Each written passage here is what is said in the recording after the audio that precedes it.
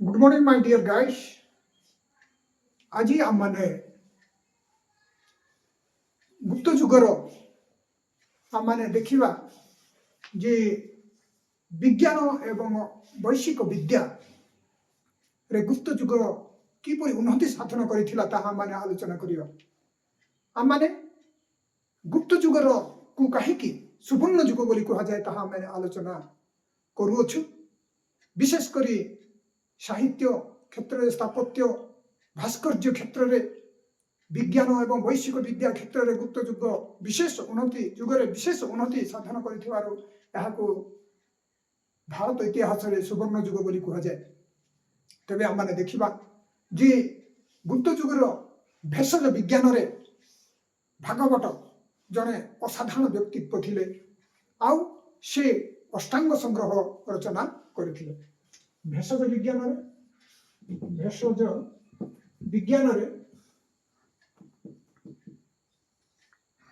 ଭାଗବତ ସେ ଅସାଧାରଣ ବ୍ୟକ୍ତିତ୍ୱ ଥିଲେ ଏବଂ ସେ ଅଷ୍ଟାଙ୍ଗ ସଂଗ୍ରହ ରଚନା କରିଥିଲେ। ଅଷ୍ଟାଙ୍ଗ ସଂଗ୍ରହ ଏହା ବିଭିନ୍ନ କ୍ୱେଶ୍ଚିନ୍ ପରୀକ୍ଷା ସମୟରେ ବିଭିନ୍ନ ଏକ୍ଜାମ ସମୟରେ ଏହି କ୍ୱେଶ୍ଚିନ୍ ଆସିଥାଏ। ଭାଗବତ ସେହିପରି ପାଲକପ୍ୟ ସେ ପଶୁ ଚିକିତ୍ସା ବିଜ୍ଞାନରେ ସେ ବିଶେଷ ଜଣେ ବୈଜ୍ଞାନିକ। ପାଲକପ୍ୟ ପଶୁ ଚିକିତ୍ସା ବିଜ୍ଞାନରେ ବିଜ୍ଞାନୀ ଥିଲେ, ଜଣେ ବୈଜ୍ଞାନିକ। ସେ ଅଷ୍ଟାୟୁର୍ବେଦ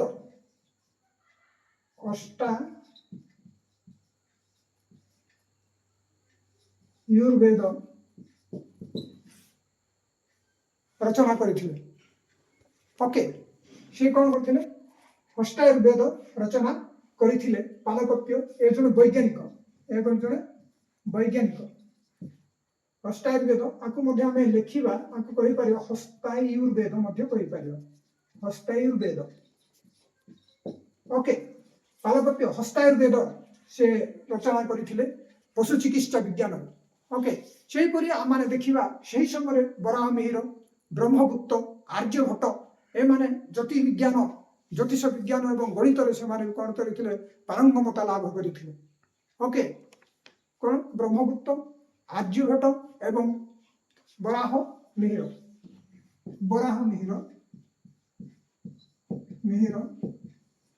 ବ୍ରହ୍ମଗୁପ୍ତ, ଆର୍ଯ୍ୟଭଟ୍ଟ ଏସବୁ କ'ଣ ସେମାନେ ଜ୍ୟୋତିଷ ବିଜ୍ଞାନ ଏବଂ ଗଣିତ ଉପରେ ମାନେ କ'ଣ କରିଥିଲେ? ବିଶାରଦ ଥିଲେ। ଆଉ ବ୍ରହ୍ମଗୁପ୍ତ ଏବଂ ଆର୍ଯ୍ୟଭଟ୍ଟ ଏମାନେ ଥିଲେ ଗଣିତ ବିଶାରଦ। ବ୍ରହ୍ମଗୁପ୍ତ ଏବଂ ଆର୍ଯ୍ୟଭଟ୍ଟ ଥିଲେ ଗଣିତ ବିଶାରଦ। ଆର୍ଯ୍ୟଭଟ୍ଟ ତାଙ୍କର ବୀଜ ଗଣିତରେ ଆର୍ଯ୍ୟ ସିଦ୍ଧାନ୍ତ,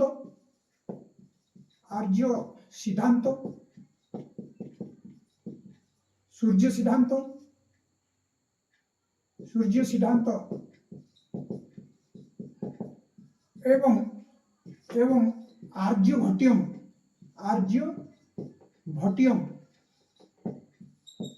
ନାମକ ଗ୍ରନ୍ଥ ପାଇଁ ପ୍ରସିଦ୍ଧି ଲାଭ କରିଅଛନ୍ତି।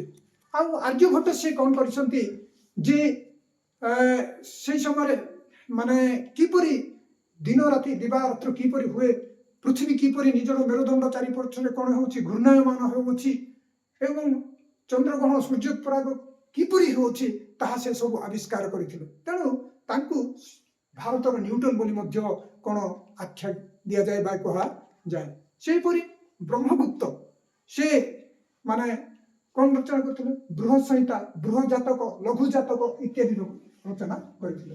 ବ୍ରହ୍ମଗୁପ୍ତ କ'ଣ? ଏଇଟା ଆର୍ଯ୍ୟଭଟ୍ଟ ସବୁ ଲେଖିଥିଲେ ବୀଜ ଗଣିତରେ। ବ୍ରହ୍ମଗୁପ୍ତ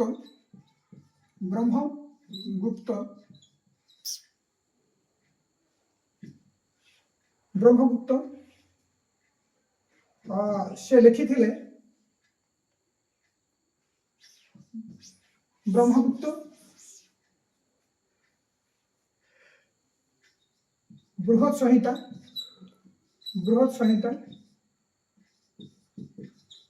बृहजातक लघु जातक लघु जातक इत्यादि से रचना करथिले ए ग्रंथ गुड़ा आ तांकर माने देखिबा जे तांकर पंच सिद्धांत ब्रह्मगुप्तंकर पंच सिद्धांत जहाकु कि माने भारत रे कोन ताकु गोटे बाइबल बोली आख्या दिया जाए ओके पंच सिद्धांत कोन बाइबल ताकु कोन करा जाए आख्या माने बाइबल सहित आख्या करा जाए सेही परी बृहत संहिता कोन करे से ज्योति विज्ञान ज्योतिष विज्ञान इत्यादि ऊपर बृहत संहिता आधारित ओके बृहत संहिता माने बराहम हिं करन सॉरी सॉरी ब्रह्मगुप्त नुह सॉरी सॉरी सॉरी ए सब लिखी चंती बृहत माने बराह मिहिर लिखी बराह मिहिर सब कौन लिखी बृहत संहिता बृहत जातक लघु जातक आ पंच सिद्धांत से लिखी पंच सिद्धांत को कौन कहा जाए पंच सिद्धांत को बाइबल सहित तुलना करा जाए ओके ओके बराह मिहिर जी की बृहत संहिता रचना करिसंती से कौन लिखिसंती बृहत जातक लघु जातक पंच सिद्धांत इत्यादि रचना करिसंती आ ए जो बृहत संहिता को कौन कहा जाए माने बृहत संहिता को ऊपर आधारित जे ज्योति विज्ञान ज्योतिष विज्ञान ऊपर ए सब आधारित भूगोल स्थापत्य ऊपर यह आधारित कोटा बृहत संहिता कौन ज्योति विज्ञान ज्योतिष विज्ञान भूगोल स्थापत्य इत्यादि ऊपर यह आधारित ओके ओके बुझिले ना तेबे हमने वर्तमान देखिबा जे ब्रह्मगुप्त एवं आर्यभट्ट एमाने गणित विशारद थिले आउ आर्यभट्ट कौन करथिले बीज गणित रे आर्य सिद्धांत सूर्य सिद्धांत आर्यभट्ट इत्यादि से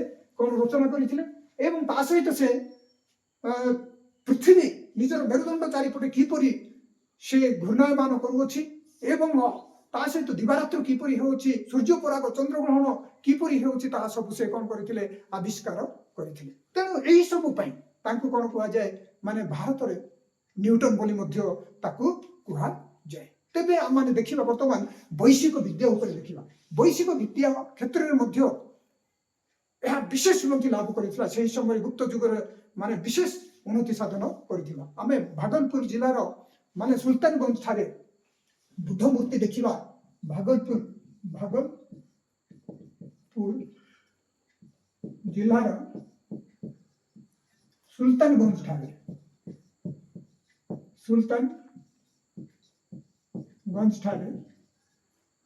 बुद्ध मूर्ति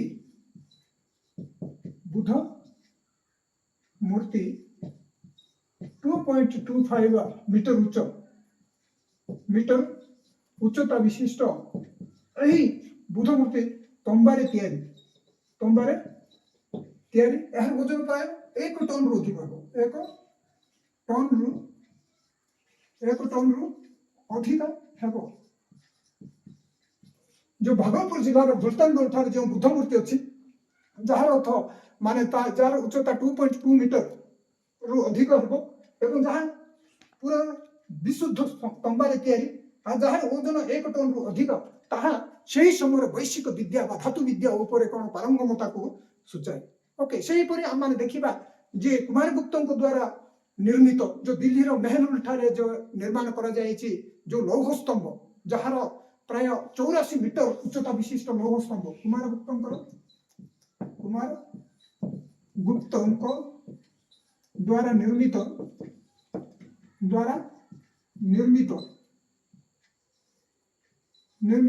दिल्ली रो मेहरुल ठारे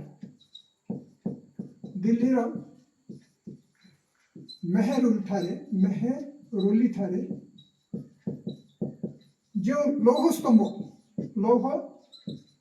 निर्माण करा जाय अछि लौह स्तंभ ताहा 84 मीटर उच्चता विशिष्ट लौह स्तंभ 6 टन रु माने ताहा कोन हबो माने अधिक हबो ओके 84 मीटर उच्चता प्राय कोन 6 टन रु अधिक हबो 6 टन रु अधिक हबो दीर्घ 1500 वर्ष हेलानी ताहा कोन हेछि दीर्घ 1500 वर्ष हेलानी ताहा कोन हेछि ମାନେ କଳଙ୍କହୀନ ଅବସ୍ଥାରେ କ'ଣ ଦଣ୍ଡାୟମାନ ଅଛି, ଖରା ବର୍ଷା ଶୀତରେ ସେ ତାହା ସେହିପରି ଦଣ୍ଡାୟମାନ ହୋଇଅଛି।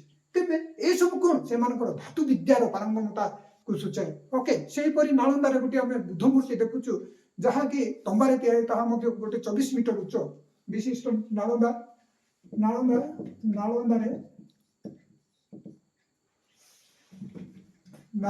ତିଆରି ହେଇଥିବା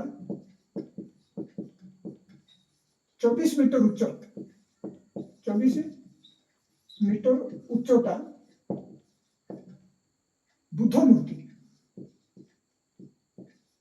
ଏହା ମଧ୍ୟ କ'ଣ କରେ, ସେମାନଙ୍କର ମାନେ ଗୁପ୍ତ ଯୁଗର ଗୋଟିଏ ମାନେ ଧାତବ ବିଦ୍ୟାର କ'ଣ ପରାକାଷ୍ଠାକୁ ସୂଚାଏ ବା ସେମାନଙ୍କର ପାରଙ୍ଗମତାକୁ ସୂଚାଏ। ତେବେ ଆମେ ଦେଖିଲୁ ଯେ ଗୁପ୍ତ ଯୁଗକୁ କାହିଁକି ସୁବର୍ଣ୍ଣ ଯୁଗ ବୋଲି କୁହାଯାଏ।